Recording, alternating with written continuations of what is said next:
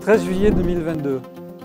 La fusée Vega C vient de mettre en orbite deux nouveaux satellites du Centre spatial universitaire de Montpellier. Le premier s'appelle Célestat, il a été réalisé en partenariat avec le CERN à Genève. Le second s'appelle MT-CUBE 2 et il a été réalisé en partenariat avec le LIRM, un laboratoire de l'Université de Montpellier, et financé en grande partie par la Fondation Van Allen et ses mécènes.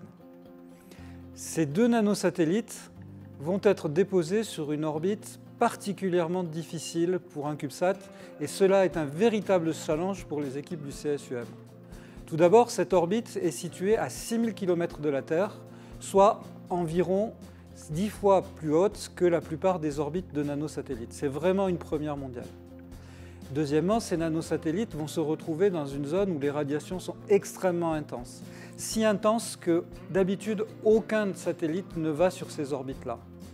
Pour vous dire, la charge utile principale est simplement une boule de titane sans aucune électronique. Nos satellites, eux, ont été prévus pour survivre dans cet environnement et y faire des mesures.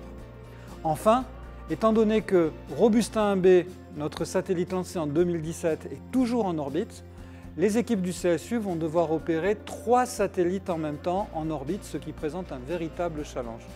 Pour cela, les installations au sol, les stations sol, les logiciels ont dû être adaptés et le CSU est désormais en capacité d'opérer des satellites multimissions. Le lancement a été obtenu à partir d'un appel d'offres de l'Agence spatiale européenne et nous avons remporté cet appel d'offres il y a maintenant près de 3 ans. Ce qui nous a donné accès à ce vol tout à fait particulier. La mission de ces deux satellites va consister à réaliser des mesures de radiation ou d'effet des rayonnements sur cette orbite tout à fait particulière. Célestat va embarquer ce qu'on appelle le Radmon, c'est-à-dire une version miniaturisée du détecteur de particules qui est utilisé dans les expériences et le grand collisionneur de hadrons au CERN. MT-CUBE va embarquer des mémoires, et en particulier les mémoires empilées de notre partenaire 3D+, différents types de mémoires, et nous allons étudier la façon dont les radiations extrêmement intenses sur cette orbite vont perturber ces mémoires en causant des erreurs à l'intérieur, ces erreurs étant extrêmement dommageables pour le fonctionnement des satellites. Depuis l'origine, plus de 60 étudiants, en grande partie financés par la Fondation Van Allen, ont participé à ce projet et ont contribué à la réussite que nous avons aujourd'hui. Ces deux satellites sur cette orbite-là vont de plus réaliser la démonstration technologique de la plateforme.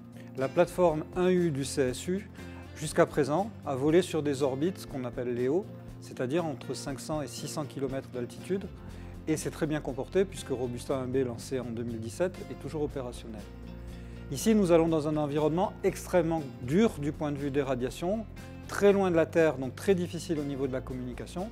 Et donc, si ces deux satellites fonctionnent correctement, eh bien, nous aurons démontré les capacités de cette plateforme à voler dans n'importe quel environnement.